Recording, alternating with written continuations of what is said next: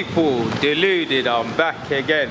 I'm not gonna lie to you lot people, Camden, I think I like you more than Soho. Normally when I was caught lacking in the rain in Soho Square, we'd have to soldier on with the rain. There's shelter in Camden, man. Camden's got everything, man. I've seen everything in Camden so far. But on a serious note, people, obviously I'm not in my usual surroundings, but videos still have to get made. As you guys know, last night, Arsenal's under 23's defeated Monaco, or their Monaco counterparts, 4-3. Dramatic turnaround. It was obviously in the International Cup, which I think under 23 football is a graveyard. You lot know me already. I don't think there's many lessons for players to be learned. But there are times, occasional times, you can learn lessons, such as today. Obviously, yesterday, they played against Monaco. You know Monaco's got an experienced side. You know they've got some good young players who have been exposed to first team in dribs and drabs. They've obviously got talented players like Millier, who was sent off in the game. And they've obviously got Silla, and they've got a bunch of other players. So it was always going to be a tough task. I'm proud of my boys. It was a crazy game, man. First 30 minutes, there's about 4 goals going in. So there are many things we need to go back to the drawing board for, but we got over the line. I think it was a committed performance from everybody involved. Matt Smith's delivery over set pieces for 2 of the goals. Obviously, Medley got a brace. Balogun, if he's not scoring spectacular goals, he's scoring goals that have an effect in a spectacular fashion for the team. And for me, I've said it in a previous vid, if you're a foreign team or a team like, let's say, Brentford, that like to go around the top 6 and see who can they tempt to the club, then Balogun's got to be on a lot of the scouts' lips, people, because I would actually tempt Arsenal with an offer and see what they're saying. I think he needs to go out and play senior football next year. 23's football ain't doing that man justice.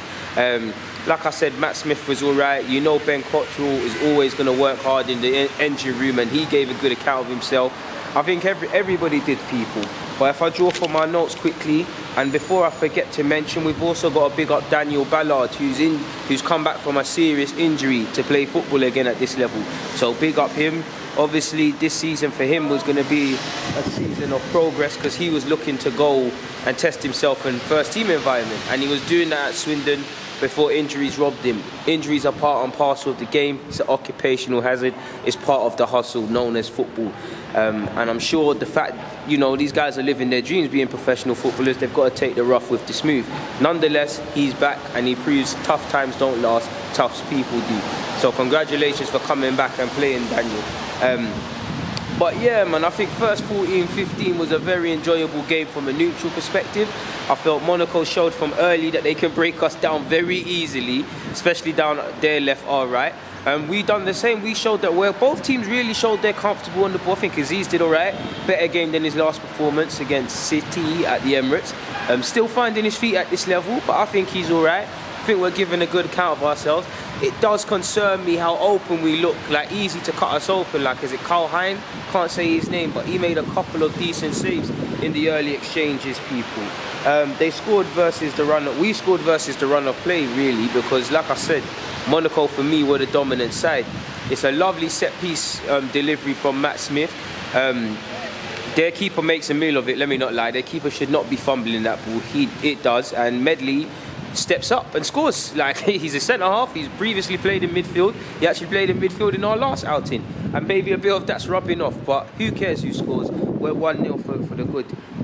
The thing is, when you just scored, you're most vulnerable, and we were kind of hit on the break, really. Daniel Yorke, right back with a lot of potential.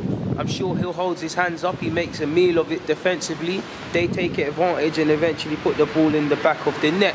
And it's a cheap goal from us to let go in.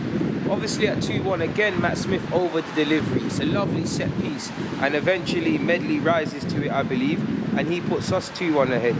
Again, we've got to be able to defend, because I did think it was against the run of play, but I definitely enjoyed Monaco's goal when they made it 2-2.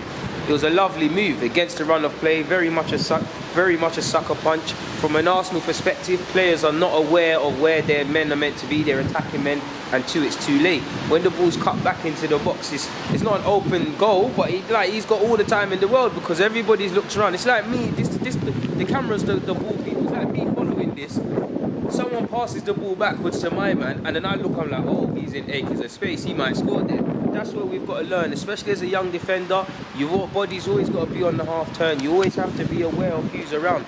It's difficult because you see many professionals, the minute you could have your eye on a man for 30 minutes, the minute you take it off him, he scores. Nobody cares about what you did defensively in that game, people. So we've got to improve in that regard. It's 2-2. Like I said, I think we're playing well. I can only describe it as a crazy game.